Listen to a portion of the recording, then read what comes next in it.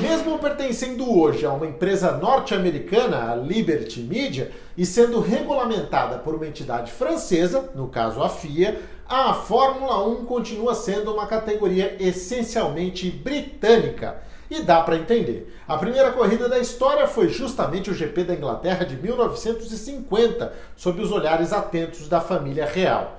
Desde então, ao lado do GP da Itália, essa é a única corrida que jamais deixou de ser disputada. 7 das 10 equipes atuais estão sediadas na Inglaterra, e o país é o que mais teve representantes na categoria, com 145 pilotos no total. Só para efeitos de comparação, o Brasil teve 32. Os britânicos também lideram com folga em número de vitórias, poles, pódios, pontos e melhores voltas. Mas em número de GPs, acredita que as contas não fecham? Dá só uma olhada aqui comigo. Antes de chegar ao GP da Inglaterra de 2022, a Fórmula 1 já havia realizado 1.066 grandes prêmios em toda a história, e a Grã-Bretanha tinha só 1.050 corridas. Algum aluno matou aula aí nessas 16 vezes, e hoje a gente vai contar para você quem fez essa barbaridade e quais foram os únicos GPs da história em que a Grã-Bretanha não teve nenhum representante.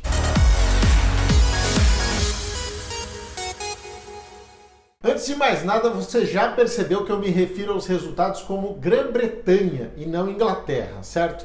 É que, diferentemente do que acontece no futebol, no automobilismo, o Reino Unido compete com uma bandeira única, ou seja, os resultados da Inglaterra, da Escócia, da Irlanda do Norte e do País de Gales entram na mesma conta. São celebrados igualmente. Os escoceses Jim Clark e Jack Stewart, por exemplo, são dois dos maiores ídolos da Grã-Bretanha no esporte. Isso ajuda a dar uma inflada aí nos números, claro, mas é normal, é perfeitamente aceitável nas corridas, desde que o mundo é mundo. Agora, bora entender quais foram esses 16 GPs que não tiveram nem escoceses, nem galeses, nem ingleses e nem irlandeses. Antes, se você já conhece o canal, dá uma beliscada aí no like, deixa o seu like para ajudar a gente a crescer cada vez mais, tá? E se ainda não conhece, chegou aqui agora, dê uma chance para nós aí, se inscreve no canal e acompanhe o que a gente posta de mais legal por aqui, tá bom?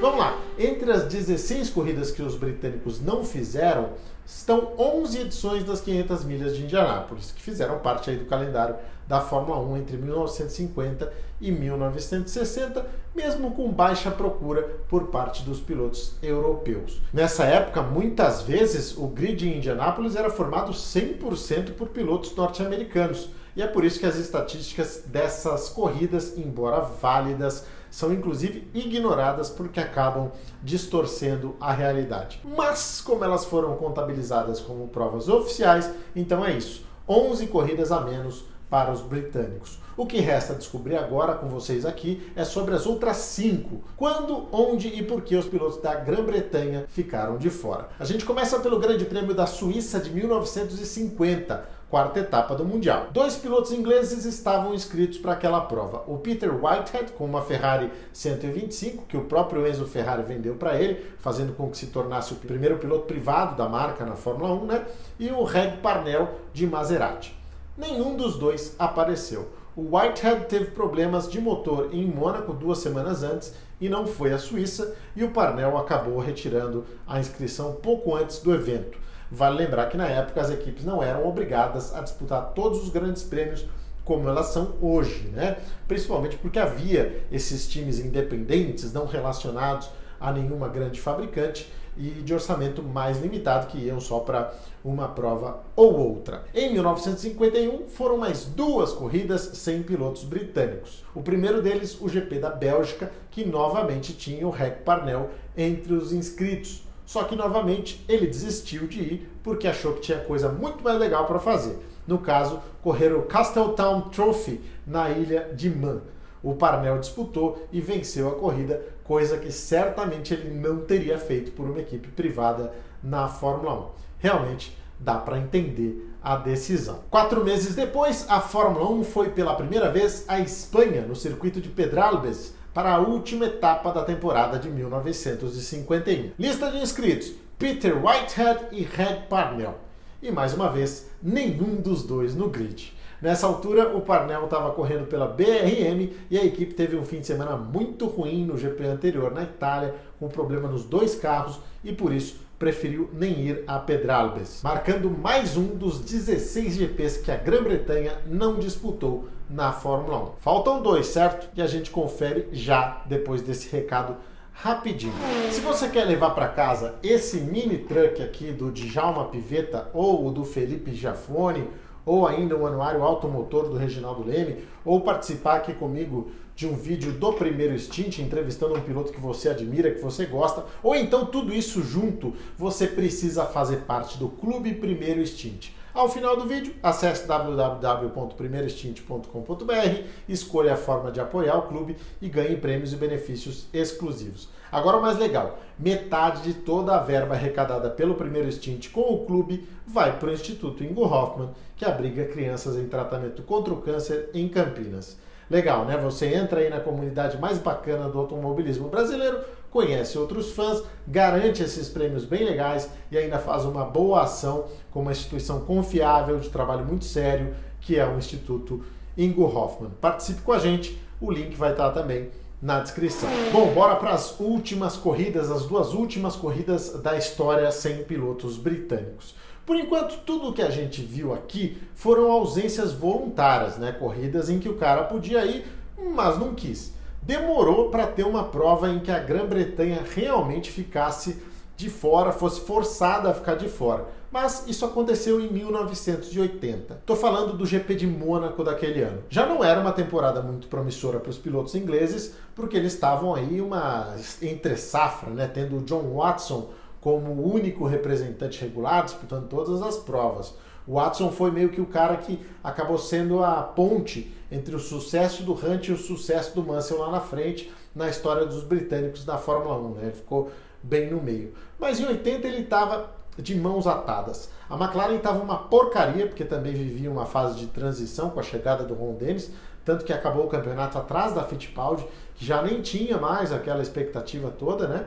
E acabou que em Mônaco o Watson tomou inacreditáveis 3,5 segundos do pole position de Didier Pironi e foi o primeiro entre os eliminados do grid. Gosto amargo no chopp quente dos ingleses, porque os outros 2 pilotos do país, coitados, também nem tiveram chances, né? Já nem teriam, naturalmente, o Geoff Lees de Shadow e o Tiff Needle de Ensign também voltaram mais cedo para casa.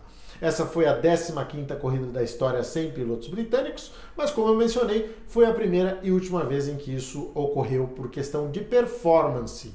A Fórmula 1 só viveria uma situação minimamente parecida, sem nenhum representante do Reino Unido, na inesquecível corrida de 6 carros de 2005 em Indianápolis. Naquele fim de semana, os britânicos tinham Jenson Button e o escocês David Coulter para torcer, mas como a Michelin orientou suas equipes a não participarem da prova por uma questão de segurança, vocês lembram muito bem, os 2 ficaram de fora. Desde então, nunca mais a Grã-Bretanha deixou de ter um representante na pista. Nesse ano, por exemplo, são 3 bons pilotos, né? O Lando Norris, George Russell e, claro, o Lewis Hamilton.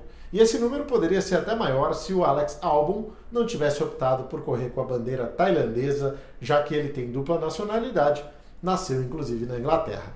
Enquanto isso, a gente fica só aqui torcendo, né, para que em breve o Brasil possa aí voltar ao grid, já que ele se tornou uma potência nesse esporte com Senna, Emerson, Piquet, enfim, a gente não vê um piloto brasileiro efetivamente, né, aí no grid desde o Felipe Massa. Tivemos o Pietro Fittipaldi lá em 2020, mas apenas substituindo, né, o Romain Grosjean, que não podia competir. Então o Brasil, que se tornou uma potência, precisa voltar ao topo do esporte, é isso que nós torcemos e existe essa chance, né? Temos pilotos cada vez melhores aí chegando para tentar bater as portas da Fórmula 1. Gostou do vídeo? Então deixa aí o seu like, porque isso ajuda muito tanto o canal quanto a sua experiência aqui no YouTube, que passa a te entregar mais vídeos legais de automobilismo, não só meus, mas de todos os bons canais do tema.